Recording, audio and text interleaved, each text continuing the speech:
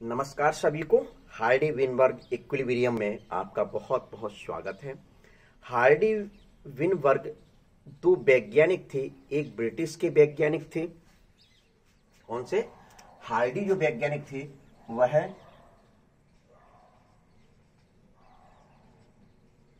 British के वैज्ञानिक थे और विनबर्ग जो वैज्ञानिक थे यह जर्मन वैज्ञानिक थे। कौन से वैज्ञानिक थे? जर्मन। इन्होंने मिलकर एक प्रिंसिपल दिया था 1908 में। इन्होंने मिलकर एक प्रिंसिपल दिया था 1908 में। उस प्रिंसिपल को भी हार्डी विनबर्ग प्रिंसिपल के नाम से जाना जाता है। और इसमें जो इन्होंने बातें कही थी, इन वैज्ञानिकों की सोच थी, इन वैज्ञानिकों की मुख्य रूप से क्या सोच थी कि यदि किसी पॉपुलेशन की फ्रीक्वेंसी चेंज होती है तो मुख्य रूप से इवोल्यूशन होगा। लेकिन ये वैज्ञानिक ये कहते थे कि किसी भी पॉपुलेशन की फ्रीक्वेंसी चेंज नहीं होती है, साम्य अवस्था में बनी रहती है, हमेशा स्थिर अवस्था में बनी रहती है, हमेशा स्थिर अवस्था में मुख्य रूप से बनी रहती है। तो जब स्थिर अवस्था में बनी रहेगी तो किसी प्रकार का इवोल्यूशन नहीं होता है। तो इनके अनुसार, तो देखिए ये वैज्ञानिक क्या कह रहे हैं, इनके अनुसार किसी पॉपुलेशन में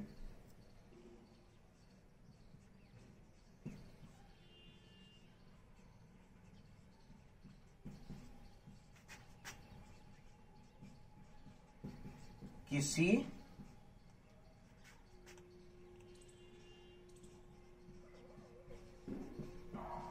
पॉपुलेशन में एलेलिक फ्रीक्वेंसी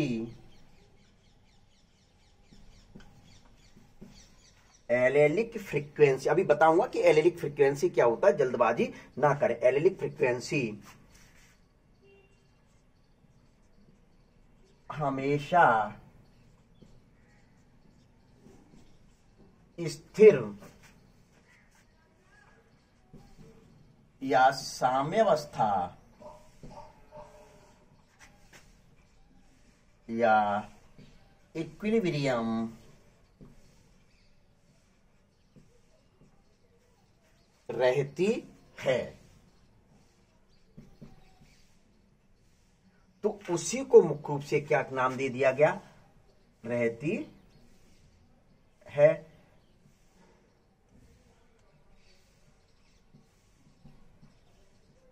उसे ही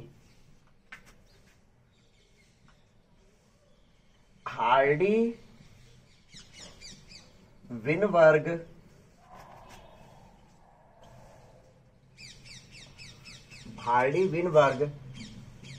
इक्विलिब्रियम कहा जाता है।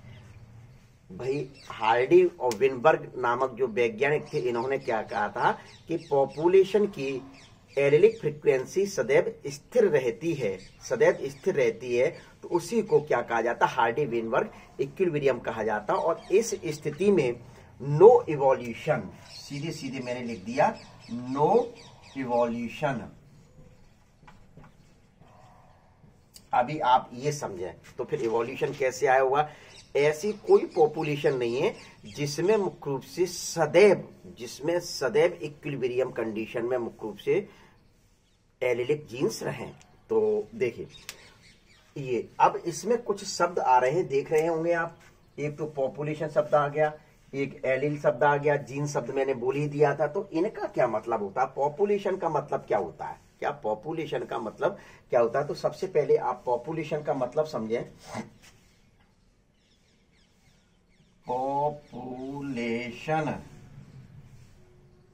पॉपुलेशन का मीनिंग आप समझ रहे हैं। सबसे पहले group of organism of a species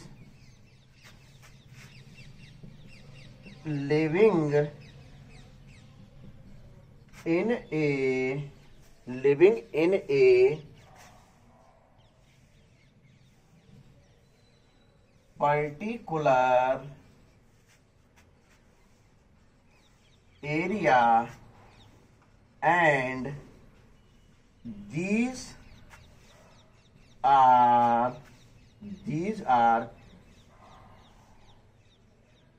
each other interbreeding, each other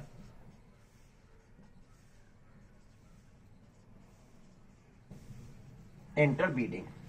देखिए मैंने स्पष्ट भाषा में लिख दिया है कि ग्रुप ऑफ ऑर्गेनिज्म यानी किसी एक ऑर्गेनिज्म का ग्रुप, यानी एक ऑर्गेनिज्म मतलब जाति का ग्रुप, क्या जाति का ग्रुप जो आपस में इंटरब्रीड करते हो, जो मुख्य रूप से आपस में इंटरब्रीड करते हो, तो उसी को क्या कहा जाता है, पॉपुलेशन के नाम से जाना जाता है। तो पॉपुलेशन की डेफिनेशन को अच्छी तरह रख लीजिए। अब मैं इसको एक चित्र के माध्यम से समझा देता हूं। देखिए ये कोई एक पर्टिकुलर एरिया है, ये कोई एक पर्टिकुलर एरिया है। इस पर्टिकुलर एरिया में ये लोग रह रहे हैं, निवास कर रहे हैं, ये निवास कर रहे हैं। तो इनके आपस में मुख्य रूप से ये पर्टिकुलर एरिया में देखिए लिखा है ना कि पर्टिकुलर एरिया बना दिया। अब इसमें मुख्य रूप से जो ऑर्गेनिज्म की जाति पाई जाती है वह आपस में इंटरब्रीड करते हैं। आपस में ये इससे इंटरब्रीड करेंगे, ये इससे इंटरब्रीड करेंगे, ये इससे इंटरब्रीड करेंगे, ये इससे करेंगे, मतलब आपस में इंटरब्रीड करेंगे। अब ऐसा नहीं है कि दूसरा एरिया है इन्हीं जाति का तो वो उससे इंटरब्रीड नहीं करेंगे, लेकिन बोला यह जाता है कि एक पर्टिकुलर एरिया में रहने वाली एक जाति के जीव आपस में इंटरब्रीडिंग करते हैं, आपस में इंटरब्रीडिंग करते हैं। तो वही चीज लिखा हुआ है कि group of organism of a species living in a particular area and these are each other interbreeding, और ये आपस में इंटरब्रीड करते हैं। अब प्रश्न उठता है कि इसमें मुख्य रूप से लोग रह रहे हैं, तो इसमें ऐसे क्या है कि जो इनकी फ्रीक्वेंसी को बदल सकते हैं। भाई जीन है सीधे सीधे, क्या जीन अर्थात एलील किसी भी एक लक्षण के लिए, वैसे ध्यान रखना है किसी भी एक लक्षण के लिए हमेशा दो एलील पाए जाते हैं। किसी भी जाति में एक लक्षण के लिए दो जीन पाए जाते हैं। तो यहां शब्द आ गया आपका जीन। तो जीन के बारे में भी समझ लें थोड़ा सा, फिर आगे बढ़ेंगे। अभी आप और हम लोग सिर्फ डेफिनेशन हार्डी विनबर्ग की बताइए, इससे रिलेटेड शब्द बताया जा रहा है। जीन के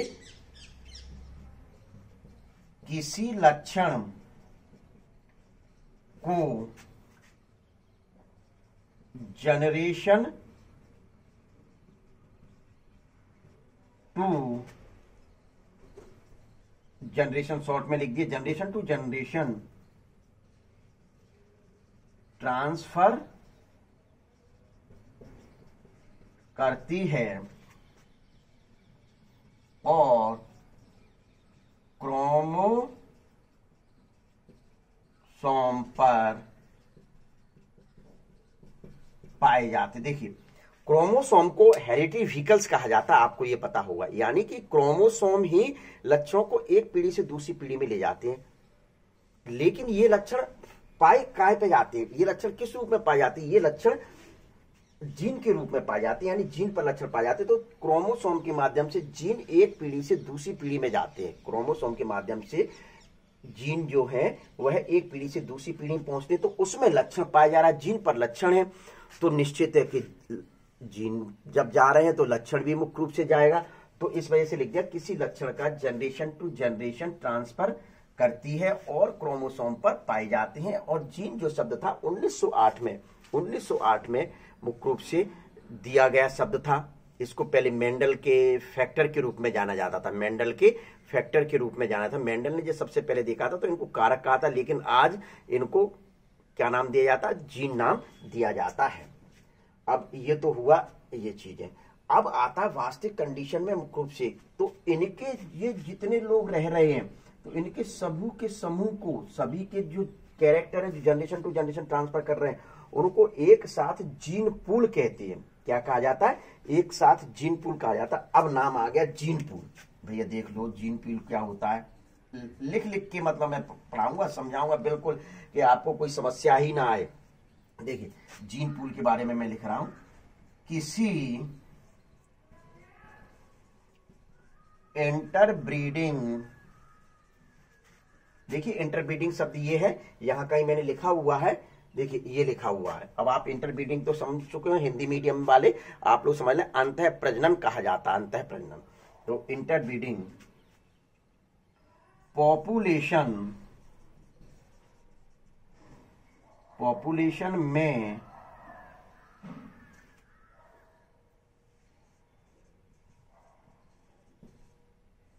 उपस्थित सभी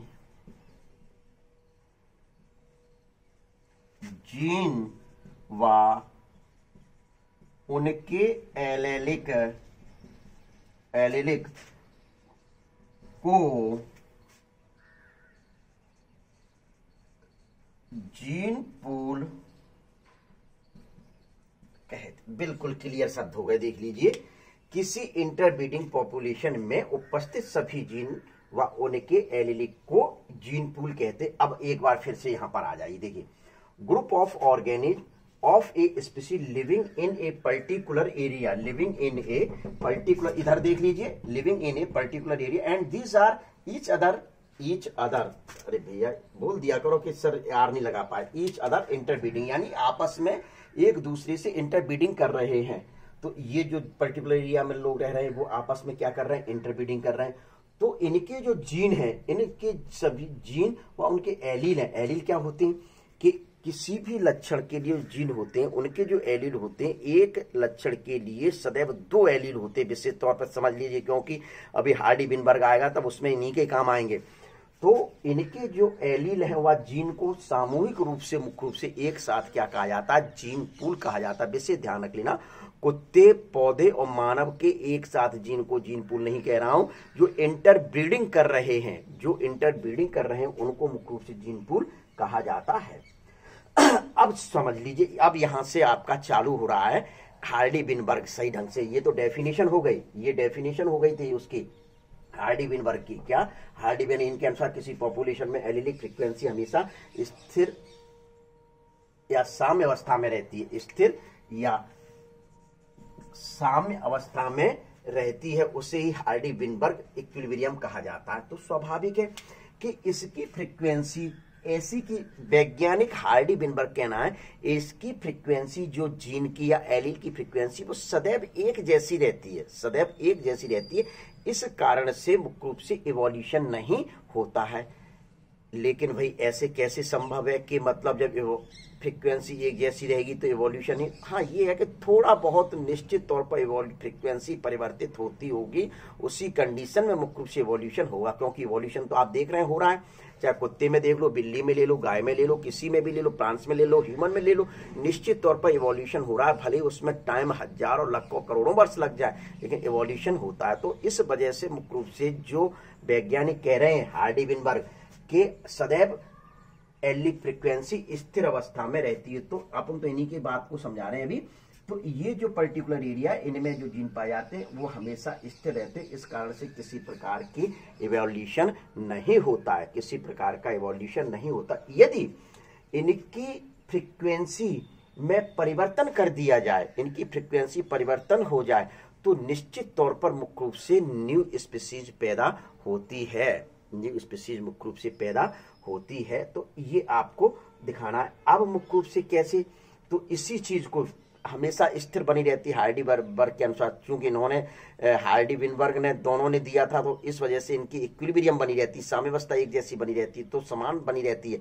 इस वजह से हार्डी विनबर्ग इक्विलिब्रियम कहा गया, हार्डी विनबर्ग इक्विलिब्रियम के नाम से जाना जाता है। तो किसी भी पॉपुलेशन में जेनेटिक इक्विलिब्रियम निम्न स्थिति के कारण सदैव स्थिर रहती है, सदैव स्थिर रहती। कौन से वो कारण है जिनके कारण जो विनबर्ग वैज्ञानिक थे हार्डी विनबर्ग वो है कहते थे कि ये स्थिति के कारण सदैव स्थिर रहती है। पहले इसका स्क्रीनशॉट ले लीजिए।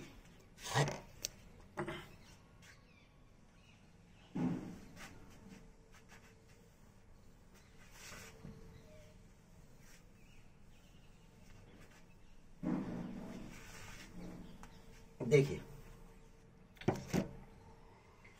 निम्न रीजंस हैं, निम्न कारण हैं जिनके कारण जेनेटिक इक्विलिब्रियम बनी रहती है। देखिए,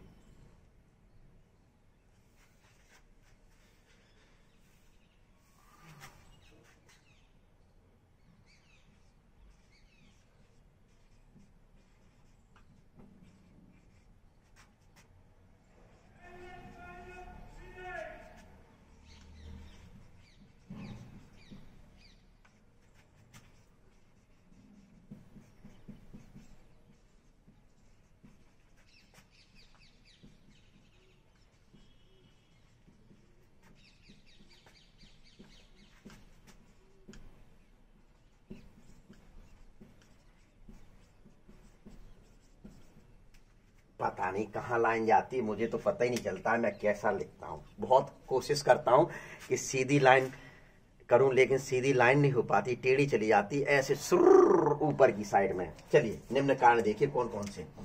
सबसे पहला जो रीजन है वो है कौन सा है, सेक्स रेशो।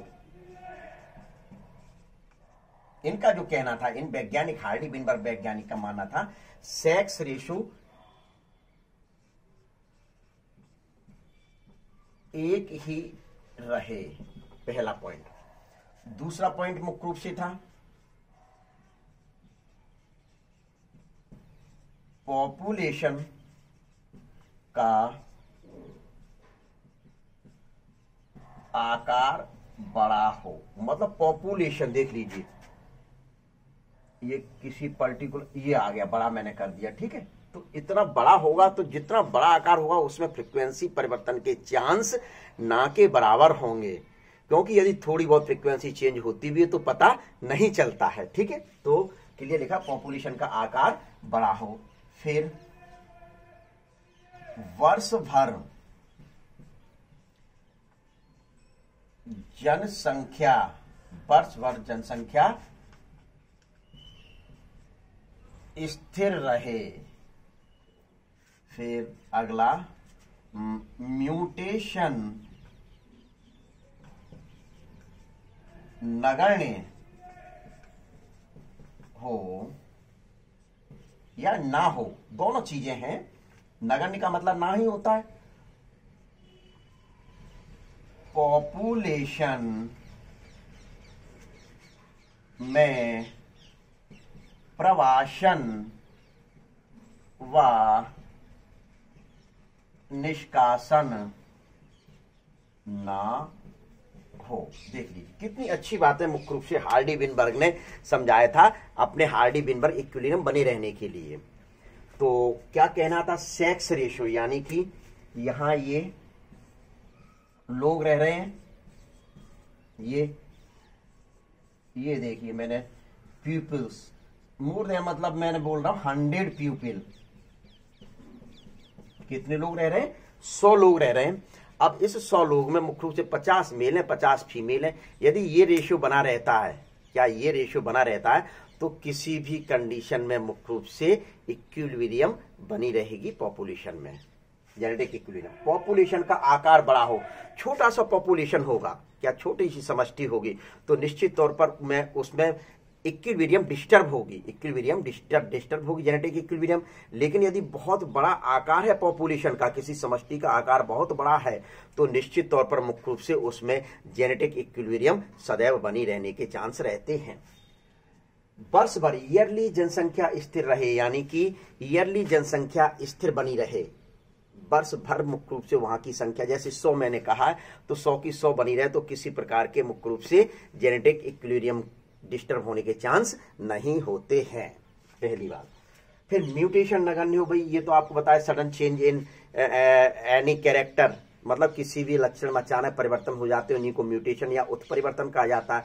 जब म्यूटेशन नगण्य है, म्यूटेशन नगण्य है तो उस स्थिति में इक्विलिब्रियम डिस्टर्ब नहीं होगी, अर्थात जेनेटिक इक्विलिब्रियम बनी रहेगी।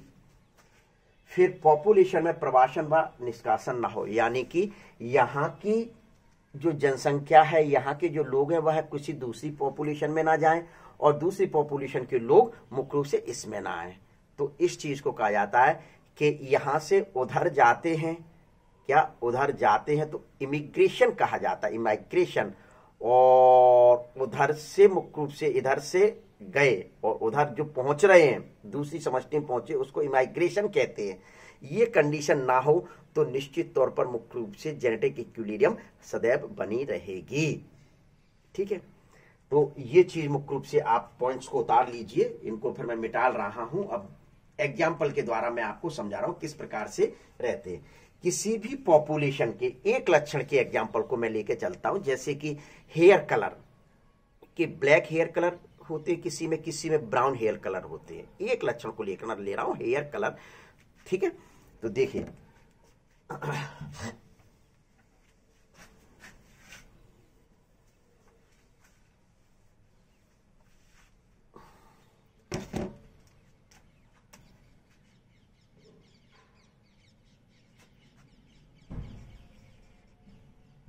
हेयर या आई कलर, दोनों को लिख दिया, दोनों के माध्यम से हो जाएगा। देखिए हेयर ब्लैक और ब्राउन, इसको थोड़ा सा मैं दूसरे पेन से लिखूं, ठीक है। ब्राउन कलर, आंखों का कलर भी ब्राउन हो सकता है, ब्लैक भी हो सकता है। ऐसे हेयर का कलर भी ब्लैक वाले होते हैं और ब्राउन कलर वाले होते हैं। क्या ये किसी भी लक्षण को लेकर, किसी पॉपुलेशन के एक लक्षण की स्टडी कर रहे हैं, किसी जहां 100 लोग पाए जा रहे हैं तो स्वाभाविक है 100 लोग पाए जाते, एक लक्षण को नियंत्रण करने वाले कितने एलील्स होते हैं? सदैव 2 एलील्स होते हैं। ये होमोजाइगस और हेटेरोजाइगस दोनों ही कंडीशन में रहते हैं, डोमिनेंट और रिसेसिव दोनों ही कंडीशन में रहते हैं। तो मुख्य रूप से मैं ब्लैक के लिए बता रहा हूं, आपके ब्लैक के लिए ये एलील्स पाए जाते हैं, ब्राउन के लिए ये एलील्स पाए जा रहे हैं, ब्राउन के लिए ये एलील्स पाए जा रहे हैं। अब मुख्य रूप से सीधे सीधे कहा जाए कि ये जो लोग हैं इस पॉपुलेशन में, एक एग्जांपल मैं ले रहा हूं कि ब्लैक कलर वाले सपोज दैट 120 हैं और ब्राउन कलर वाले सपोज दैट 80 हैं, तो इनकी जो फ्रीक्वेंसी है, इनकी फ्रीक्वेंसी क्या हुई, यानी कि इनमें एलील 120 लोग ऐसे जिनका ब्लैक कलर है बालों का या आई कलर, या फिर 80 लोग ऐसे हैं जिनमें मुख्य रूप से कौन सा कलर है, ब्राउन कलर है बालों का या आंखों का, क्या ब्राउन कलर है। तो स्वाभाविक है जैसे कि ये जीन्स हैं, क्रोमोसोम सॉरी, इन क्रोमोसोम पर यहां ये ब्लैक कलर के पाए जा रहे हैं और ये मुख्य रूप से जो है एलील्स किस कलर के पाए जा रहे हैं, ये ब्लैक कलर के और ये ब्राउन कलर के पाए जा रहे हैं। इन कारण से मुख्य रूप से हो रहा है। लेकिन क्या इनके 100 के लोग हैं तो 100 के लिए एलील्स की संख्या कितनी होगी, 200 होगी, 200 होगी। तो इसको मैं 200 को पूरे के पूरे में ब्लैक कलर नहीं हो सकता, पूरे में ब्राउन कलर भी नहीं हो सकता कि सभी लोग जो 100 पाए जा रहे हैं उनके ब्राउन हेयर ही हो या आई हो कलर, या फिर सभी का ब्लैक कलर हो। इसमें से मुख्य रूप से कुछ लोग ब्लैक कलर के हैं, तो जैसे मैंने लिख दिया 120 और 80 ब्राउन कलर के लिख दिया। तो इनका जो रेशो प्राप्त हुआ वह रेशो क्या प्राप्त होगा कि 3:2, यानी कि सीधे सीधे 40, जैसे कैसे निकालोगे रेशो, 120 अपॉन 80, 40 दूनी 80, तो 2 और 40 तिया 120। तो रेशो क्या निकल के आ गया, 3:2 रेशो निकल के आ गया। क्या 3:2 रेशो निकल के आया एलील का, किसका निकल के आया, एलील, यानी कि इसमें 120 एलील्स वाले इस प्रकार के कलर हैं और इसमें 80 लोग इस प्रकार के कलर वाले एलील जिनके हैं। तो स्वाभाविक है इसका जो फॉर्मूला निकाला जाता है, आप कैसे बता सकते हैं एलील्स, एलील की फ्रीक्वेंसी निकालने का फॉर्मूला मैं बता रहा हूं, P प्लस Q बराबर 1, P प्लस Q बराबर 1। यहां अब आप प्रश्न कर सकते हैं कि यहां सर एक ही क्यों लिया गया, यहां 100 ले सकते थे, यहां 1000। भैया ले सकते हो, कोई समस्या नहीं है लेने में, क्या आप जितना चाहे वहां मुख्य रूप से ले सकते हो, क्योंकि 2 एलील जोड़कर मुख्य रूप से एक फ्रीक्वेंसी बना रहे हैं, आवृत्ति बना रहे हैं। तो यहां इस वजह से सामान्य तौर पर करने के लिए ले लिया, एक कैरेक्टर के सभी एलील की फ्रीक्वेंसी 1 मान रहे हैं, एक कैरेक्टर की सभी की एलील की फ्रीक्वेंसी कितनी मान रहे हैं, 1 मान रहे हैं। विशेष तौर पर ध्यान रखें इस फॉर्मूले के तहत, ठीक है। अब मुख्य रूप से ये लिखा गया, इसको आप इस प्रकार से लिख रहे हैं, मैं ऐसे भी लिख दूं, क्या इस प्रकार से भी लिख दूं तो कोई समस्या रहेगी आपको, क्या ऐसे लिख दिया कि 0.6 और 0.4, कैसे देख लीजिए, निकाल लीजिए, यही रेशो आ जाएगा 0.6 और 0.4,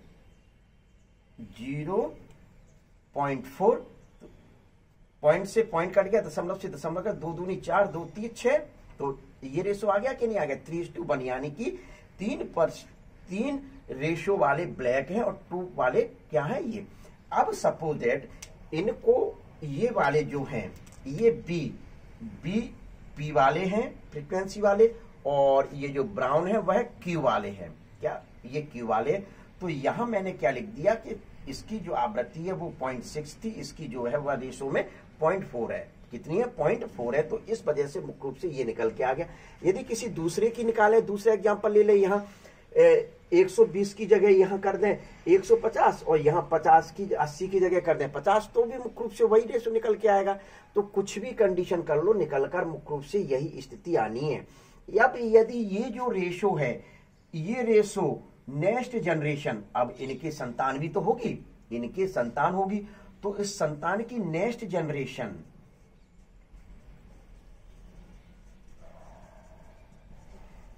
में भी सपोज दैट ये 100 लोगों ने 100 बेबीज पैदा किए। कितने बेबीज? 100 बेबीज पैदा किए। तो 100 बेबीज पैदा किए तो इसमें भी मुख्य रूप से यही एलील रहेंगे क्या? 100 बेबीज में भी मुख्य रूप से एलील यही रहेंगे, क्योंकि पहले कह चुका एक कैरेक्टर के लिए डबल एलील होती है। तो 100 लोग हैं, लक्षण एक ही लेकर चल रहे हैं, लक्षण अपन एक ही लेके चल रहे हैं, बहुत सारे लक्षण पाए जा सकते हैं। तो 100 में उनके एलील कितने होंगे? 200 होंगे।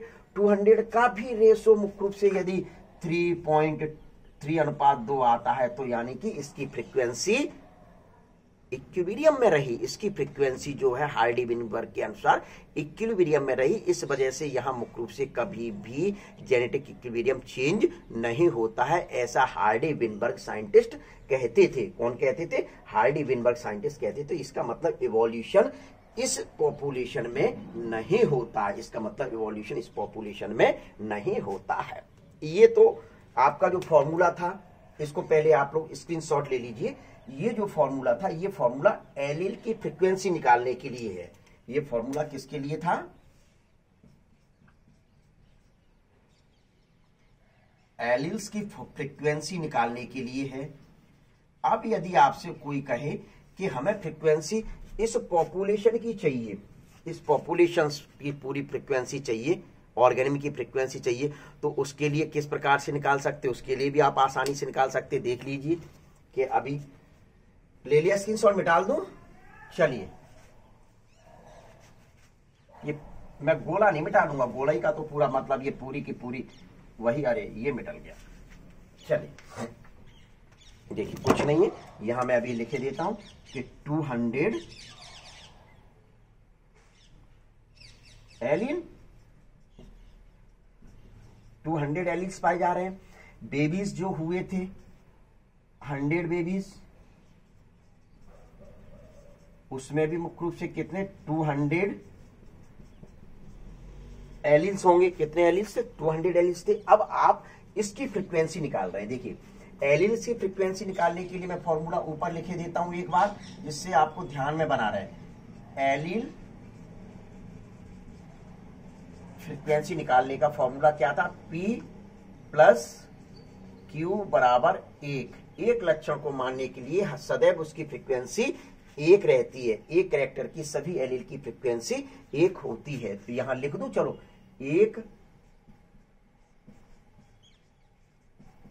कैरेक्टर के सभी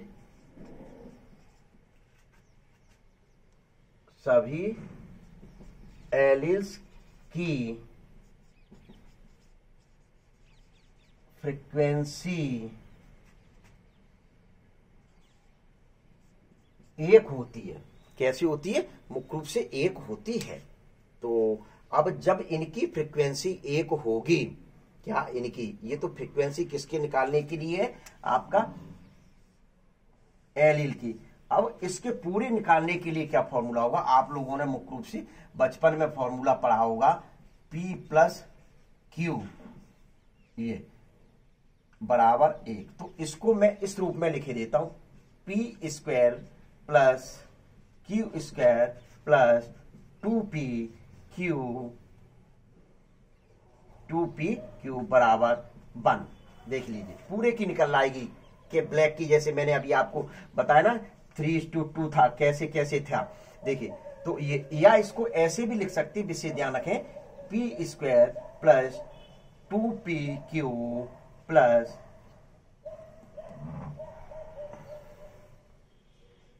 Q स्क्वायर बराबर 1। बात एक ही है, कैसे भी लिख दिया जाए। क्या बात तो मुख्य रूप से एक ही आ रही? इस फॉर्मूले को आप उतार लीजिए पहले जरा।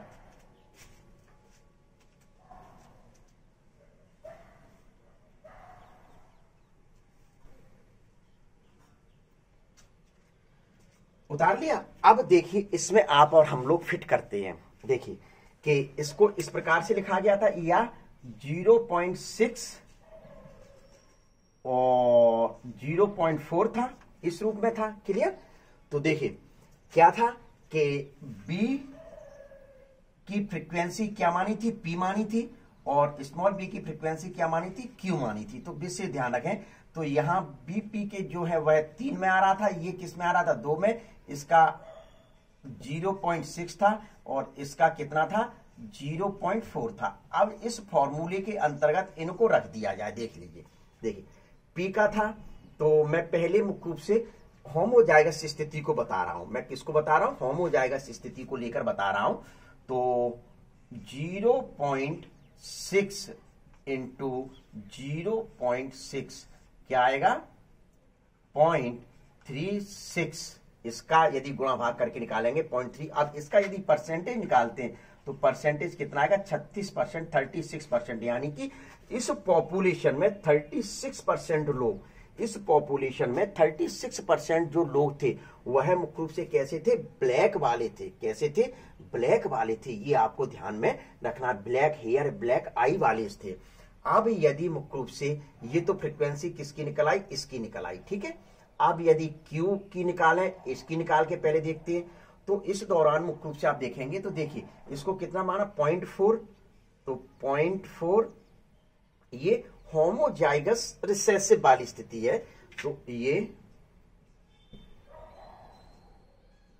तो निकालिए 0.16, 4 चौको 16, दशमलव तो लगाना ही है, तो ये आएगा। तो इसका यदि परसेंटेज निकालते तो 16% यानी कि 16% लोग इसमें इस प्रकार के निवास कर रहे थे, ब्राउन कलर वाले। कैसे कर रहे थे, ब्राउन कलर वाले कर रहे थे। अब इसका निकालना है, किसका निकालना है, इसका। चलिए एक फॉर्मूला मैं हटा देता हूं, एक एक से चलते। अब इसका निकालना है, तो इसका निकालने के लिए देखिए 2 इंटू पी का मान रख दीजिए 0.6 इंटू 0.4 क्या रखा, 0.1। तो अब इसका देखिए कैसे, तो 6 चौको 24, 24 दूनी 48, यानी 4.8%। अब इसका यदि 4.8 ये परसेंटेज में 48% लोग, यानी कि 48% लोग इस प्रकार के निवास करते हैं। इनको सभी को जोड़ दीजिए। देखिए 6, 6 दूनी 12 और 8 20 आ गए। देखिए इस 100% के लोगों में 100 लोगों में 36 लोग इस प्रकार के निवास कर रहे थे, ब्लैक वाले। और ये वाले जो लोग थे, ये वाले जो लोग थे वह मुख्य रूप से कैसे थे, ब्राउन कलर वाले 16 लोग थे। और हेटेरोजाइगस स्थिति जो थी, हेटेरोजाइगस यानी कि ये वाली स्थिति, कौन सी, ये वाली जो स्थिति थी, इसमें कैसे कितने परसेंट लोग रह रहे थे, 48% लोग रह रहे थे। तो जोड़ के बता दीजिए, देखिए 100 आ जाएंगे। 6, 6, 12, 12, 8, 20 की 0 हासिल 2, तो 3 और 2 5, 1 6 और 4 10। लो भैया, आपका 100 लोगों का मैंने हिसाब कर दिया, ठीक है। यानी कि 100 लोगों में 36% ब्लैक वाले थे, 16% ब्राउन कलर वाले थे, और जो 48% थे वह मुख्य रूप से हेटेरोजाइगस ब्लैक कलर वाले थे, हेटेरोजाइगस ब्लैक आई या ब्लैक हेयर कलर वाले थे। क्यों, क्योंकि यहां मुख्य रूप से आपने ब्लैक कलर को डोमिनेंट माना है। क्या, ब्लैक कलर को, बी को, कैपिटल बी को मुख्य रूप से क्या माना है, डोमिनेंट मानकर चल रहे हैं। अब देखिए, यदि आपसे, ये तो मुख्य रूप से पूरी की पूरी स्थिति हो गई। अब यदि आपसे कोई सवाल कर दे, यदि आपसे कोई सवाल कर दे कि Q की फ्रीक्वेंसी 0.3 है, Q की फ्रीक्वेंसी मुख्य रूप से 0.3 है, तो P की फ्रीक्वेंसी निकालें। क्या निकाल सकते हैं आप, बोलिए, निकाल सकते हैं? चलिए एक बार मैं बता देता हूं, देखिए इसका स्क्रीनशॉट ले लीजिए। चलिए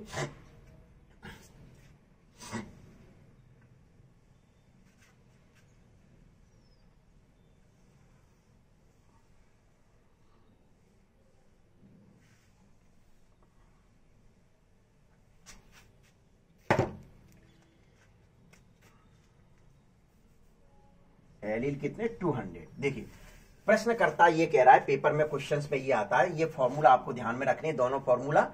कि प्रश्नकर्ता कह रहा है कि P की फ्रीक्वेंसी 0.2 है तो Q की फ्रीक्वेंसी क्या होगी, Q की फ्रीक्वेंसी क्या होगी। तो कर दीजिए, फॉर्मूला अपना बिल्कुल सिंपल है, कोई समस्या नहीं है। P का मान दिया हुआ है 0.02 प्लस Q बराबर 1। तो निकालना क्या था Q, तो Q अपन निकाले देते हैं। Q बराबर 1 माइनस ये 1 माइनस ये, तो Q का मान क्या आ गया 0.8, यानी कि Q की फ्रीक्वेंसी कितनी होगी 0.8 है। अब यदि कोई कह देता है कि 0.3% या 0.4% मान लो, 0.4% Q की फ्रीक्वेंसी है, तो P की फ्रीक्वेंसी बताइए। देखिए एक सवाल के द्वारा कि 0 के द्वारा तो आपको समझा ही गया था, 0.5% Q की फ्रीक्वेंसी है, तो P की फ्रीक्वेंसी ज्ञात करें। P की फ्रीक्वेंसी ज्ञात करें, तो इस फॉर्मूले में रख दीजिए मान। देखिए P प्लस 0.4 बराबर 1, तो P इक्वल 1 माइनस 0.5, तो ये तो P का जो मान आएगा वह 0.5, तो 0.5। तो इस प्रकार से यदि कोई देते तो आपको कुछ करना नहीं है, आप आसानी से मुख्य रूप से फ्रीक्वेंसी बता सकते हैं। इसका मतलब ये हुआ कि इस फ्रीक्वेंसी को डिस्टर्ब ना किया जाए, मतलब ये फ्रीक्वेंसी सदैव इक्विलिब्रियम कंडीशन में रहती है हार्डी विनबर्ग के अकॉर्डिंग, तो इवोल्यूशन के चांस नहीं है। लेकिन भैया ऐसा तो है नहीं है कि प्रत्येक पॉपुलेशन में कुछ ना कुछ फ्रीक्वेंसी सदैव चेंज होती रहती है। क्या 3:, जैसे अपने 100 को मानकर मुख्य रूप से ये जो फ्रीक्वेंसी मानी थी, इसके अलावा कोई जीन या एलिल्स आ जाए तो फ्रीक्वेंसी परिवर्तित हो गई।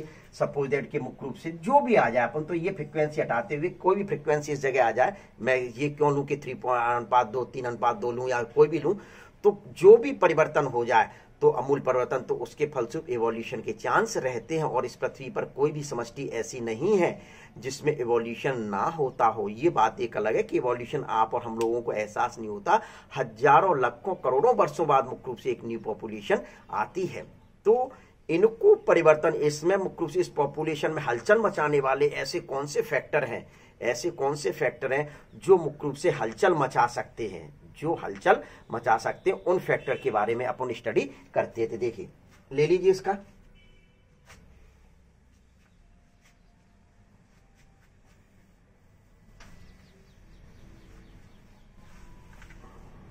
देखिए इसकी फ्रीक्वेंसी, इस पॉपुलेशन की फ्रीक्वेंसी को डिस्टर्ब करने वाले नहीं भैया, हम ये नहीं रहने देंगे, ये नहीं रहने देंगे, तुम्हारी फ्रीक्वेंसी को नष्ट कर देंगे। तो वो मुख्य रूप से कौन से इवोल्यूशन को हम पैदा करके रहेंगे, ऐसे कौन से कारक हैं, क्या affecting of Hardy Weinberg, affecting of Hardy Weinberg equilibrium. देखिए affecting of Hardy Weinberg equilibrium. देखिए तो कौन कौन से कारक हैं। सबसे पहला कारक, फर्स्ट रीजन क्या हो सकता है, जीन माइग्रेशन। कौन सा हो सकता है, जीन माइग्रेशन। दूसरा रीजन क्या हो सकता है, genetic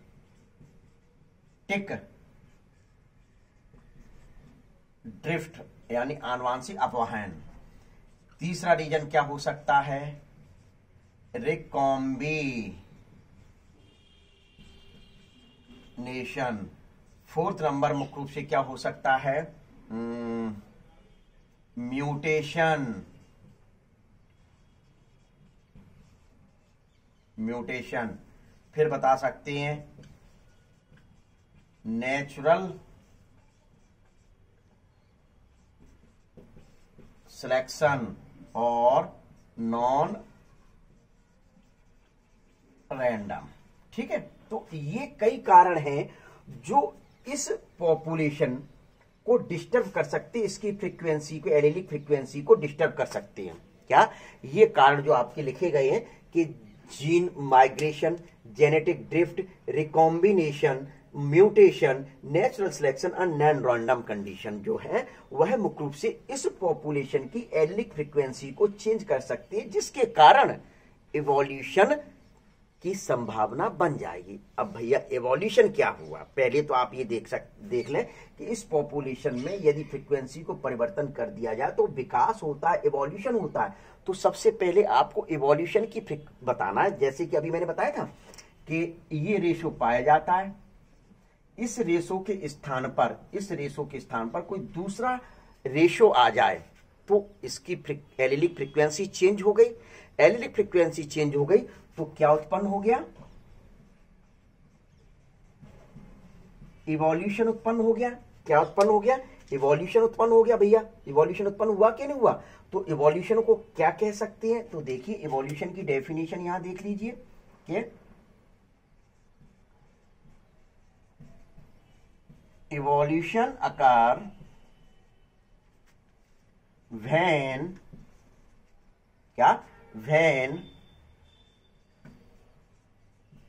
allelic frequency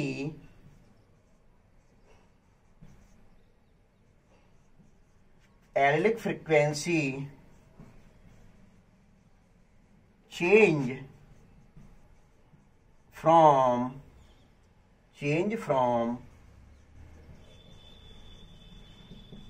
generation to generation.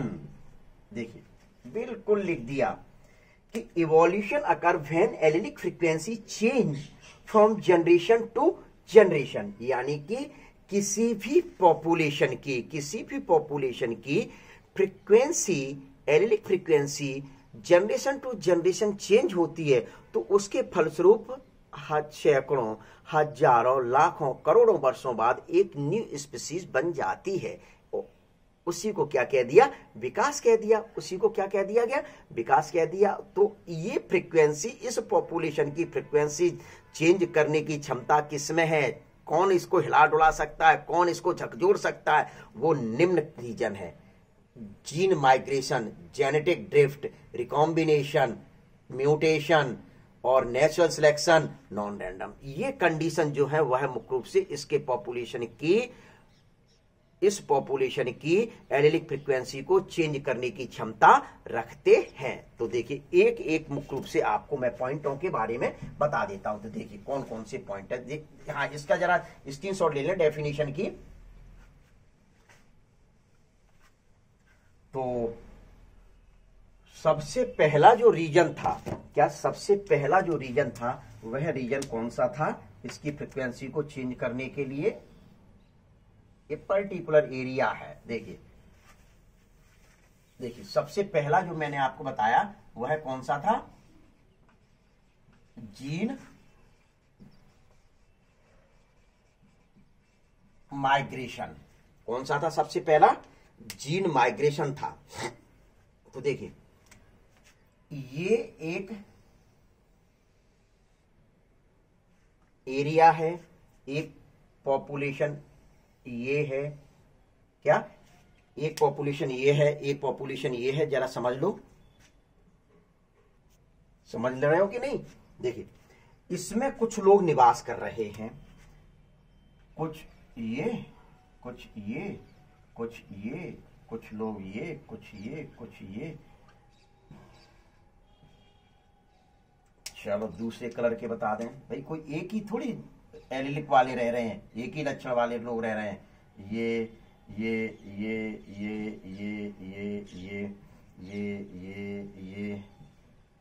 दो लक्षण ले रहे हैं। अब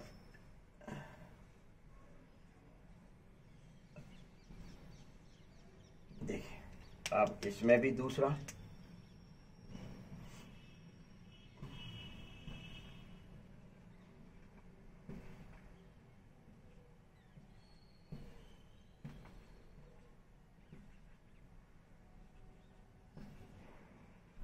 देखिए, तो सबसे पहला अपन समझ रहे हैं जीन माइग्रेशन, यानी कि सीधी सीधी यह कह दिया जाए इस पॉपुलेशन के कुछ लोग मुख्य रूप से दूसरे पॉपुलेशन में स्थानांतरित हो जाए, दूसरे पॉपुलेशन में स्थानांतरित हो जाए, यानी इमिग्रेशन हो जाए, इमिग्रेशन हो जाए, यानी इसके इसमें चले जाए। सपोज दैट कि मुख्य रूप से मैं ये कह रहा हूं कि ये जो लोग हैं, क्या ये जो लक्षण वाले लोग हैं, ये वाले लक्षण वाले लोग हैं भाई, इसमें रेड कलर वाले लोग अलग रह रहे थे, ज्यादा संख्या में थे, ब्लू कलर वाले कम है, इसमें ब्लू कलर वाले ज्यादा, ब्लू कलर की फ्रीक्वेंसी ज्यादा है एलील की, और रेड कलर की फ्रीक्वेंसी कम है। अब इसमें से मुख्य रूप से ये लोग इस समष्टि में पॉपुलेशन में स्थानांतरित हो जाए, इस पॉपुलेशन में स्थानांतरित हो जाए, तो स्वाभाविक है कि रेड कलर के एलील इसमें अधिक पहुंच गए। रेड कलर के एलील इस समष्टि में, सपोज दैट कि ये ए समष्टि है, ये बी समष्टि है, क्या ये ए समष्टि है, ये बी समष्टि है, तो ए समष्टि के लोग, रेड एलील वाले लोग इसमें पहुंच गए बी में, जिसमें मुख्य रूप से कम थे। तो स्वाभाविक है इसमें क्या हुआ, इस कंडीशन को क्या कहा जाता है, इमिग्रेशन। इस कंडीशन को क्या कहते हैं, इमिग्रेशन के नाम से जाना जाता है। तो स्वाभाविक है कि रेड कलर के एलील की फ्रीक्वेंसी इसमें अधिक हो जाएगी, रेड कलर की फ्रीक्वेंसी इसमें अधिक हो जाएगी और इसमें कम हो जाएगी। क्यों? क्योंकि पहले इसमें रेड कलर की फ्रीक्वेंसी वाले एलील की संख्या अधिक थी, इसमें ब्लू कलर वालों की अधिक संख्या थी। तो स्वाभाविक है जब इसमें से ये देखिए रेड कलर को मैंने अधिक इसमें पहुंचा दिया, तो इसमें रेड कलर वाले कम हो गए एलील और इसमें रेड कलर वाले एलील बढ़ गए। तो स्वाभाविक है इन दोनों पॉपुलेशन की समष्टि डिस्टर्ब हो गई, दोनों पॉपुलेशन की समष्टि डिस्टर्ब हो गई, इसकी भी परिवर्तित हो गई, इसकी भी परिवर्तित हो गई, तो इवोल्यूशन के चांस पैदा हो गए। इसी को कह दिया जीन माइग्रेशन, यानी यहां से यहां गए, एक समष्टि से दूसरी समष्टि में गए, इमिग्रेशन कहा गया। अब इसमें आए, तो इसमें आए तो उसको क्या कहा गया, ये विशेष ध्यान रखना, आई वाला इमिग्रेशन है, आई वाला आए तब तो इमिग्रेशन, आए तो इमिग्रेशन, और गए तो एमिग्रेशन के नाम से जाना जाता है। तो ये आपका क्या होता है, सबसे पहला जीन माइग्रेशन। क्या हुआ, जीन माइग्रेशन। तो इसका ले लीजिए जरा स्क्रीनशॉट ले लीजिए, ले लिया स्क्रीनशॉट। तो देखिए अब इसमें एक कंडीशन आपकी एनसीईआरटी बुक में और दी हुई है, जीन फ्लो। क्या जीन फ्लो का मतलब क्या होता है, देख लीजिए। जीन फ्लो का मतलब होता है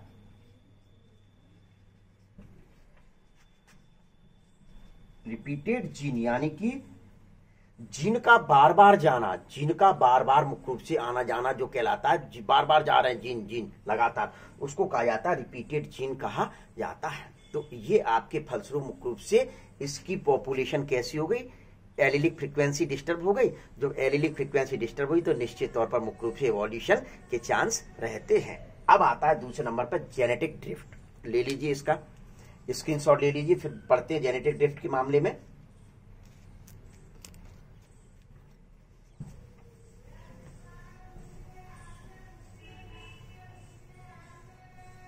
देखिए जेनेटिक ड्रिफ्ट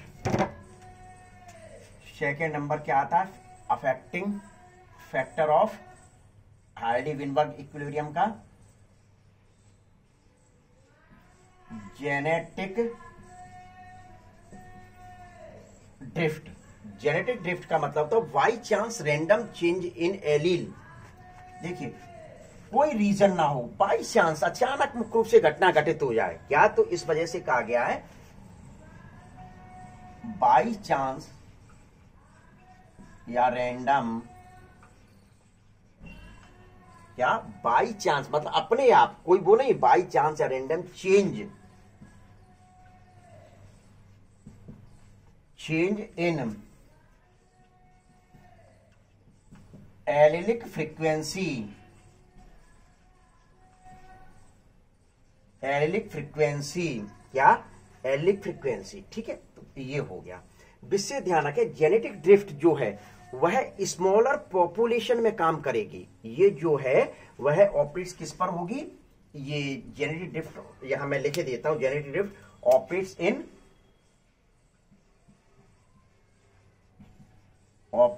इन स्मॉलर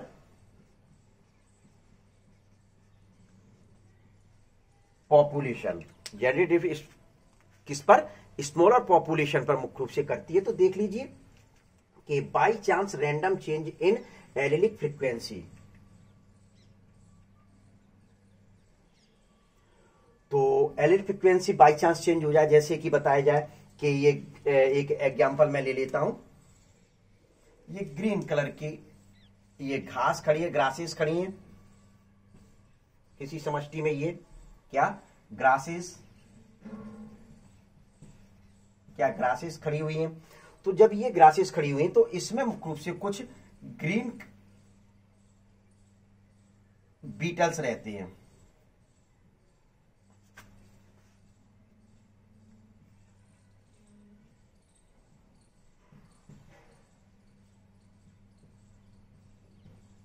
ये और म्यूटेशन के कारण कुछ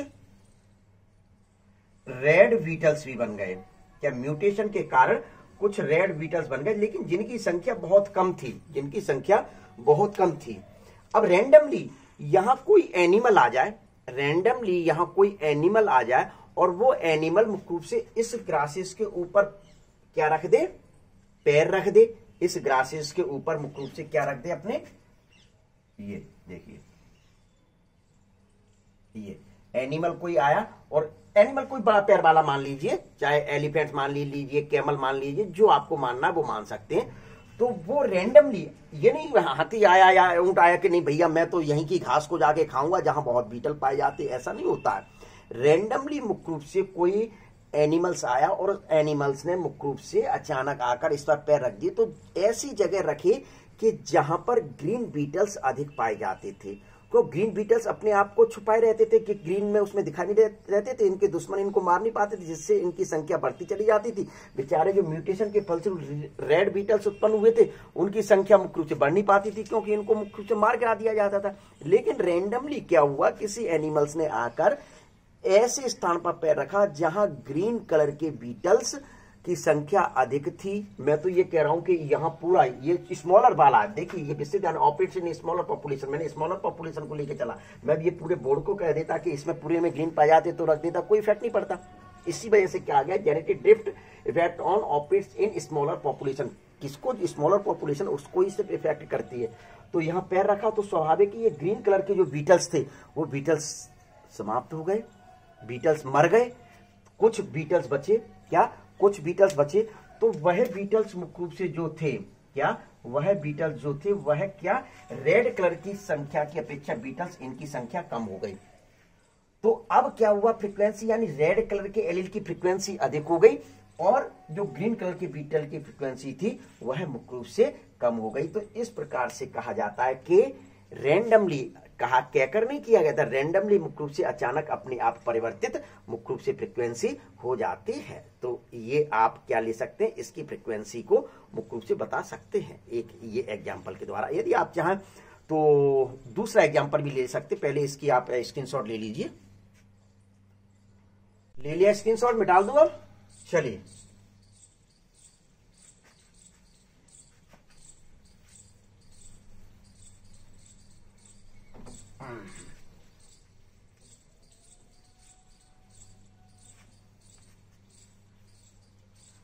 देखिए, जेनेटिक ड्रिफ्ट को दो रूपों में मुख्य रूप से सबसे ज्यादा इफेक्ट डालता है।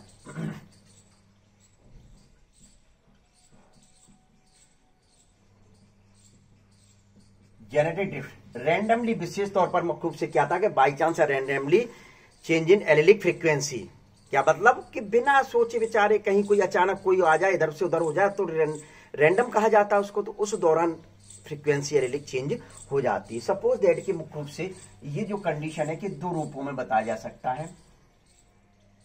जो सबसे ज्यादा इफेक्ट पड़ता है दो रूपों में मुख्य रूप से, या दो कंडीशन में सबसे ज्यादा इफेक्ट पड़ता है। नंबर एक फाउंडर इफेक्ट,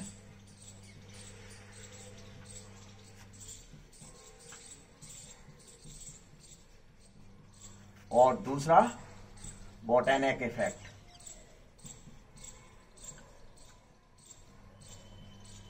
ठीक है, तो सबसे पहले देखते हैं कि फाउंडर इफेक्ट किस रूप में होता है। कि फाउंडर इफेक्ट मुख्य रूप से यही मेन इफेक्ट है जो आपकी एनसीईआरटी में दिया हुआ भी है कि फाउंडर इफेक्ट के रूप में मुख्य रूप से दिया है। सपोज दैट कि मुख्य रूप से ये कोई मेन लैंड है जहां लोग रहते हैं, ये मेन लैंड है, और ये कोई एक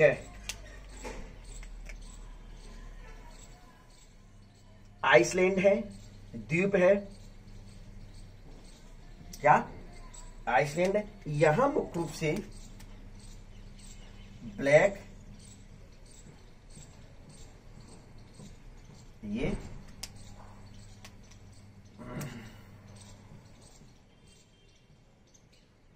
और ब्लू कलर वाले एलिलिक ऑर्गेनिज्म पाए जाते हैं। ब्लू कलर वाले एलिलिक ऑर्गेनिज्म पाए जाते हैं इस प्लेस पर। इस ये मेन जो लैंड है इस वाले प्लेस पर ब्लैक और ब्लू कलर वाले एलिलिक जीन पाए जाते हैं, यानी जीन के ऑर्गेनिज्म पाए जाते हैं। भाई जीन किसमें पाए जाएंगे? ऑर्गेनिज्म पाए जाएंगे, तो बार बार एलिलिक निकल रहा है, तो ये मत कहना कि सब जीन ही पाए जाते हैं कि लोग कहाँ होंगे फिर। भाई लोगों में ही जीन पाए जाते हैं, लोगों के लक्षणों के लिए चल रहा है। तो ये ब्लैक लक्षण वाले और यहाँ ये।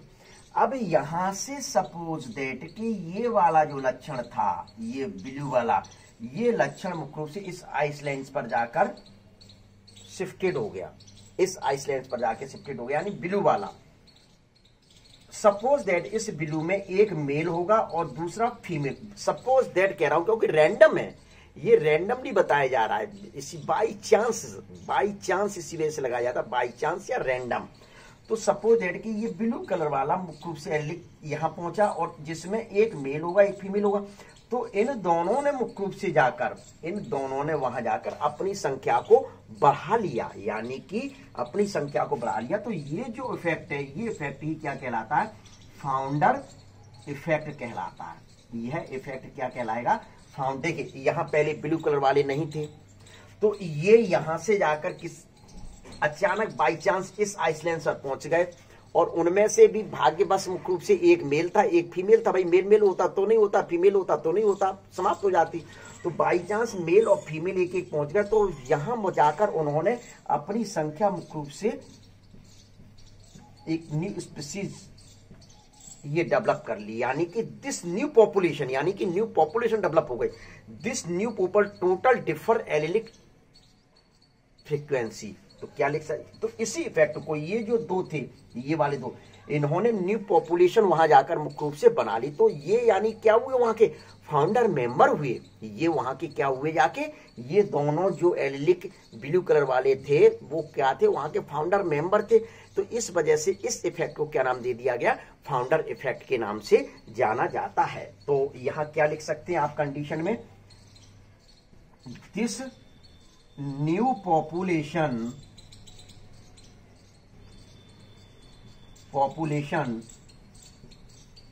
टोटल डिफर फ्रीक्वेंसी, या टोटल डिफरेंट फ्रीक्वेंसी कर दो जे लोग, डिफरेंट फ्रीक्वेंसी। मतलब इस पॉपुलेशन में टोटल फ्रीक्वेंसी कैसी है? डिफरेंट है। तो एक मुख्य रूप से ये बता सकते हैं। एक एग्जांपल और ले लेते हैं, चलिए इसको पहले स्क्रीनशॉट ले लीजिए। मैं डाल दूं?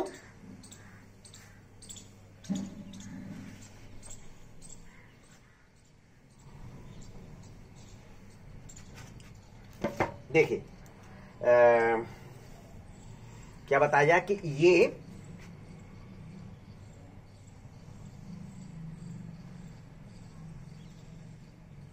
एरिया अफ्रीका है।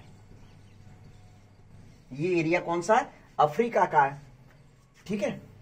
फिर यहां में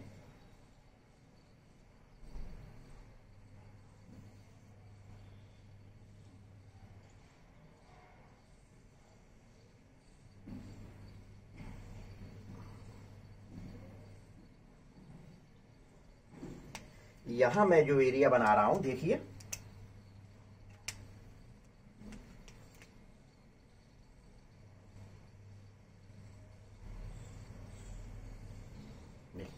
ये अफ्रीका वाला स्थान है और ये साउथ अमेरिका है। कौन सा अमेरिका? साउथ अमेरिका, और ये नॉर्थ अमेरिका। ठीक है। और ये वाला जो एरिया है यहां, ये यूरोप वाला एरिया जिसमें ये इंग्लैंड है। कौन सा? इंग्लैंड है। और यहां इनके बीच में ये क्या समुद्र है, मतलब ओशियन से, क्या है? ओशियन है। तो ये जैसे सपोज दैट ये ओशियन है, और इन ओशियंस पर, ये वाला जो ओशियंस है, इन ओशियंस पर आइसलैंड्स पाए जाते हैं। जैसे ट्रिस्टेना कोलंबा आइसलैंड है, क्या? ट्रिस्टेना कोलंबा नामक आइसलैंड्स है। इन पर मुख्य रूप से क्या हुआ कि इंग्लैंड से कुछ लोग आकर इस जगह रहने लगे। इंग्लैंड से कुछ लोग आकर मुख्य रूप से यहां इसकी पॉपुलेशन से, क्या? इस पॉपुलेशन से आकर मुख्य रूप से यहां कुछ लोग रहने लगे। सपोज दैट कि 220 पीपल इस स्थान पर आकर रहने लगे। उन 220 पीपल में से ये 220 पीपल किस स्थान पर रहने लगे आके? इस जो कोलंबा जो आइसलैंड्स है, क्या माना कि, तो वहां मुख्य रूप से आकर लोग रहने लगे। और इन 220 लोगों में से, 220 लोगों में से लगभग मुख्य रूप से बताया जाए, या 220 मान लें, 240 मान लें, कि 40 जो पीपल हैं उनको एक विशेष प्रकार की वहां बीमारी पाई जाती है। उस बीमारी का मैं नाम लिखे देता हूं, उस बीमारी का मुख्य रूप से नाम लिखे देता हूं, रेटिनाइटिस पिगमेंटोसा। कौन सी बीमारी है? यहां इस जगह के लोगों को रेटिनाइटिस पिगमेंटोसा। यहां जो लोग रहते थे उसमें से 220 या 240, 250, 260 जो लोग आकर इस आइसलैंड्स पर रहने लगे, इस आइसलैंड्स पर रहने लगे आकर, तो उनमें से विशेष 220 में से लगभग 40 या 20 लोगों को एक विशेष प्रकार की बीमारी पाई जाती थी। लेकिन यहां चूंकि पॉपुलेशन बहुत अधिक थी तो उस बीमारी का पता ही नहीं चल पाया। तो उस बीमारी का नाम था रेटिनाइटिस पिगमेंटोसा। इसमें क्या होता है कि मुख्य रूप से अंधेरा हो जाता है। क्या हो जाता है? अंधेरा हो जाता है, मतलब दिखाई नहीं देता। शाम अंधेरे में मुख्य रूप से दिखाई नहीं देता, ये मान के चलिए अंधेरे में दिखाई नहीं देता, अंधापन हो जाता है, धीरे धीरे अंधापन। तो ये जो 20 लोग या 40 लोग आए थे यहां आकर, इन्होंने मुख्य रूप से, उनमें से मेल फीमेल भी होंगे, तो यहां आकर इन्होंने अपनी संख्या को इंक्रीज कर लिया। यहां आकर अपनी संख्या को मुख्य रूप से इंक्रीज कर लिया। तो ये जो 40 लोग हैं, ये 40 लोग मुख्य रूप से क्या कहलाएंगे? फाउंडर मेंबर कहलाएंगे। किस बीमारी के लिए? रेटिनाइटिस पिगमेंटोसा नामक बीमारी के लिए। यहां के लिए ये मुख्य रूप से क्या कहलाएंगे? फाउंडर मेंबर कहलाएंगे। इस वजह से इन इफेक्ट को मुख्य रूप से क्या नाम दे दिया? फाउंडर इफेक्ट के नाम से जाना जाता है। तो कर लीजिए भाई, इसका स्क्रीनशॉट ले लीजिए, फिर बात करते हैं। देखिए भाई, ले लिया स्क्रीनशॉट? नहीं आया समझ में? क्या?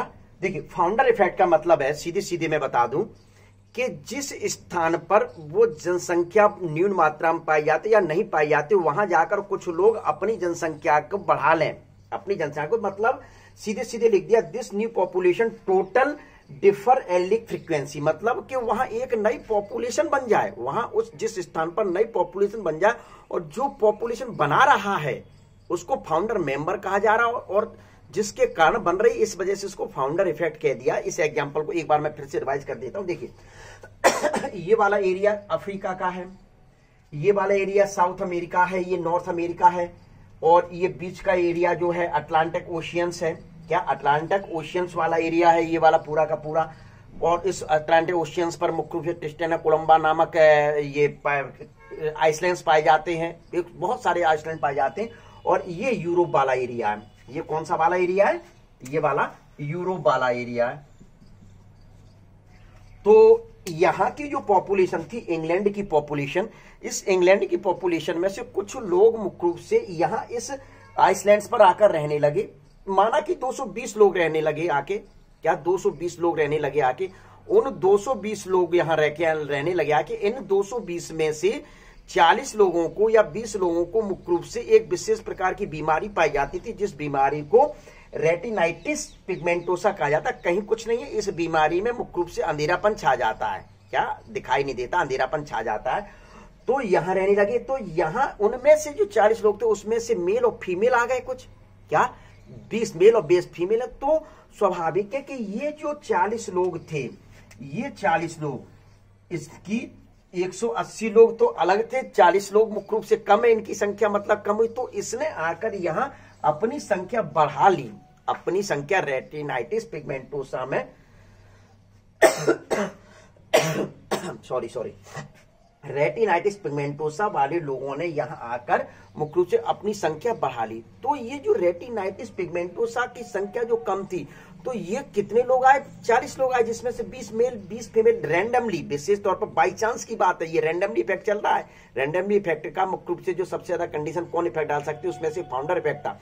तो उन्होंने यहां आकर मुख्य रूप से, जैसे सपोज दैट इस रेटिनाइटिस पिगमेंटोसा को यहां रेड से लिखा गया, तो मैं ये लिख देता हूं, ये लो, ये कुछ लोग आ गए। ये इनमें से ये जो लोग हैं, ये लोग क्या कहला रहे हैं, फाउंडर मेंबर कहता होते हैं, यानी कि जनसंख्या को बनाने वाले, किसी समष्टि को बनाने वाले, किसी पॉपुलेशन को बनाने वाले लोग हैं। इस वजह से इस इफेक्ट को फाउंडर इफेक्ट नाम दिया गया। क्लियर, बिल्कुल, नो डाउट, कोई एनी कंडीशंस, बिल्कुल ओके, ले लीजिए।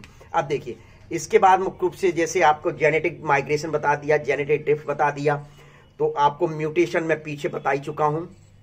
क्या ह्यूगो डिब्रिस की थ्योरी जो थी म्यूटेशन की, मैं उसको बता चुका हूं, तो वो वहीं से चलेगा, वो इफेक्ट डालेंगे इस जनसंख्या पर, समष्टि पर जो हाथ लग रहा है, यानी कि वो ब्लू कलर का मैंने जो गोला बनाया था, ये वाला ध्यान होगा, ये वाला, इसमें से ये जो 100 लोग रहते हुए मैंने बताए थे, ये हमेशा याद रखना विशेष तौर पर, कितने 100 पीपल्स यहाँ रहते थे।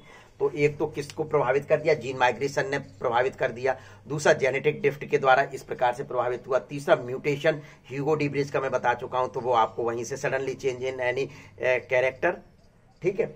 फिर नेचुरल सिलेक्शन, यानी नेचुरल सिलेक्शन किसका था, डार्विन साइंटिस्ट ने मुख्य रूप से बताया, तो वह भी मुख्य रूप से एक रीजन्स है, वह भी एक रीजन्स है जो इक्विलिब्रियम को चेंज कर सकता है, एलिलिक इक्विलिब्रियम को चेंज कर सकता है, जेनेटिक इक्विलिब्रियम को चेंज कर सकता है, जिसके फलस्वरूप मुख्य रूप से न्यू पॉपुलेशन डेवलप हो सकती है, न्यू पॉपुलेशन डेवलप हो सकती है। इसके बाद रिकॉम्बिनेशन, रिकॉम्बिनेशन तो मैंने, यानी म्योसिस डिवीजन के फलस्वरूप, फर्स्ट म्योसिस के फलस्वरूप क्या होता है, प्रोपेज फर्स्ट में क्रॉसिंग ओवर की क्रिया होती है, वही रिकॉम्बिनेशन होता है।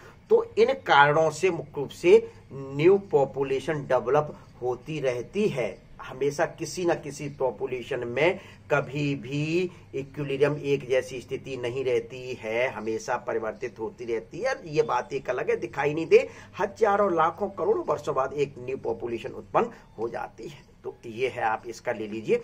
तो इस प्रकार से ये जेनेटिक ड्रिफ्ट के बारे में इतना पढ़कर, यानी कि इफेक्ट ऑफ हार्डी-विनबर्ग, एक बार फिर से सुन लीजिए। पहला जीन माइग्रेशन, दूसरा जेनेटिक ड्रिफ्ट, तीसरा रिकॉम्बिनेशन, म्यूटेशन और नेचुरल सिलेक्शन। तो जीन माइग्रेशन और जेनेटिक ड्रिफ्ट मैंने आपको इसमें यहां पढ़ाया है, म्यूटेशन पहले पढ़ा चुका हूं, तो वो वाली वीडियोस देखिए आप लोग, समझ में आ रहा है कि नहीं।